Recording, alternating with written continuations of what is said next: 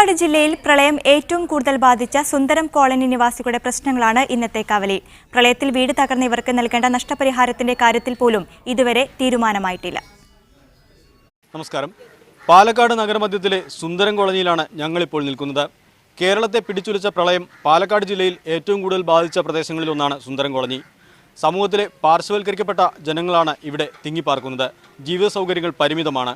അവരുടെ വീടുകളും മറ്റും അന്ന് പ്രളയത്തിൽ പൂർണ്ണമായി മുങ്ങിപ്പോയി. പക്ഷേ അർഹമായ നഷ്ടപരിഹാരം ഇതുവരെയും നൽകിയിട്ടില്ല.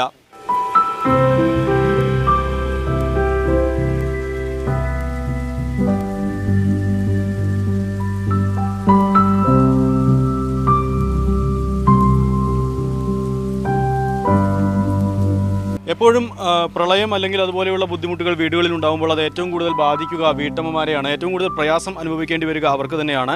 അവരുടെ ഒരു ജീവിത സാഹചര്യം അത് ഇപ്പോഴത്തെ സാഹചര്യത്തിൽ എങ്ങനെയൊക്കെയാണ് എന്നുള്ളത് നമുക്ക് നോക്കാം. താത്ത, എങ്ങനെയായിരുന്നു ഇവിടുത്തെ ഈ പ്രളയ ശേഷമുള്ളൊരു ജീവിതം, അതുപോലെ നിങ്ങൾക്ക് കിട്ടേണ്ട ശേഷമുള്ള ജീവിതം എന്താ വെച്ചാൽ ഞങ്ങൾക്കിപ്പോൾ ഒരു തീരുമാനത്തിലില്ല. അപ്പം ഞങ്ങൾ മുനിസിപ്പാലിറ്റിക്ക് വിളിക്കും, ടൗണുകളിലേക്ക് വിളിക്കും, വില്ലേജ് ഓഫീസിലേക്ക് വിളിക്കും.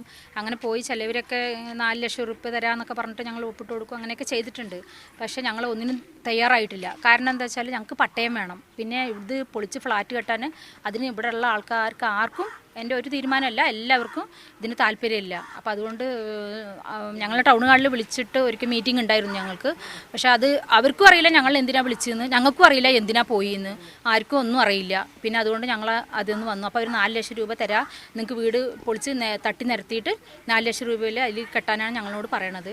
പക്ഷേ ഞങ്ങൾക്ക് അത് പറ്റില്ല. 4 ലക്ഷം രൂപയും കൂടി ഞങ്ങൾ എന്ത് ചെയ്യാനാണ്? പക്ഷേ ഈ വീടിൻ്റെ അവസ്ഥ അറിയണം പറഞ്ഞാൽ നിങ്ങൾ വീട് ഉള്ളിൽ കയറി നോക്കണം. അല്ലാതെ ഈ പുറത്തുനിന്ന് നോക്കിയ കാരണം ഈ വീട്ടിൻ്റെ എന്താ കാരണം അത് നിങ്ങൾക്ക് അറിയില്ല. വീട് ഇടിഞ്ഞു പൊളിഞ്ഞ് നിൽക്കുകയാണ്. ഓരോ വീട് വാർപ്പ് കമ്പിയെല്ലാം താഴെ കിടക്കുകയാണ്. അത് കാണണം പറഞ്ഞാൽ നിങ്ങൾ അതിൻ്റെ ഉള്ളിൽ കയറി നോക്കണം. എന്നാലേ ഈ വീടിൻ്റെ കാര്യം എന്താണെന്നുള്ളത് വൃത്തിയായിട്ട് അറിയുള്ളൂ. പക്ഷെ അവരുടെ മനസ്സിൽ എന്താണെന്നുള്ളത് ഞങ്ങൾക്കും അറിയില്ല. ഞങ്ങളുടെ മനസ്സിലുള്ളത് പറയാൻ അവർ വന്ന് ഒരു മീറ്റിങ്ങും കൂടിയിട്ടില്ല, ഒന്നും ചെയ്തിട്ടില്ല. പക്ഷെ ഞങ്ങൾക്ക് എല്ലാവർക്കും ഈ 56 വീട്ടുകാർക്കും ഞങ്ങൾക്ക് പട്ടയം കിട്ടണം. അല്ലാതെ ഫ്ലാറ്റ് കെട്ടാൻ ഞങ്ങൾ സമ്മതിക്കുകയില്ല. ഇതിൽ നിങ്ങൾ ഈ ഉദ്യോഗസ്ഥന്മാരുടെ അടുത്തൊക്കെ സമീപിച്ചിരുന്നു. അപ്പോൾ അവരുടെയൊക്കെ പ്രതികരണം എങ്ങനെയായിരുന്നു? അവരുടെ പ്രതികരണം എന്ന് വെച്ച് കഴിഞ്ഞാൽ ഇപ്പോഴും എന്നെ സംബന്ധിച്ചിടത്തോളം ഈ സുന്ദരം കോളനീനെ എന്ത് ചെയ്യണം എന്നുള്ളത് ഒരു തീരുമാനത്തിലും എത്തിയിട്ടില്ല എന്നുള്ളതാണ് സത്യാവസ്ഥ. അതുപോലെ തന്നെ ഇവിടെ ഏക ഒരു ആശ്രയമായിട്ടുണ്ടായിരുന്നതാണ് ഒരു കമ്മ്യൂണിറ്റി ഹാൾ അല്ലെങ്കിൽ ഒരു മണ്ഡപം.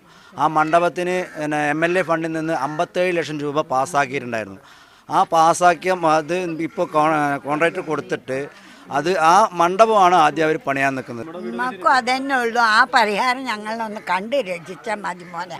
പാവങ്ങളല്ലേ, ഞങ്ങൾക്ക് ഇവിടെ തന്നെ ഒന്ന് നേരാക്കി തന്നെ റിപ്പയറിനെ ഒന്ന് ഉള്ളൊന്ന് പോയി നോക്കും മതി. മോന് ഒക്കെ പൊളിഞ്ഞ് വെള്ളം കയറിയിട്ട് ചുമരൊക്കെ വിണ്ട് നിൽക്കണ്, ചെത്തി തയ്ച്ചിട്ടില്ല. ഇതാണ് എൻ്റെ വീട്.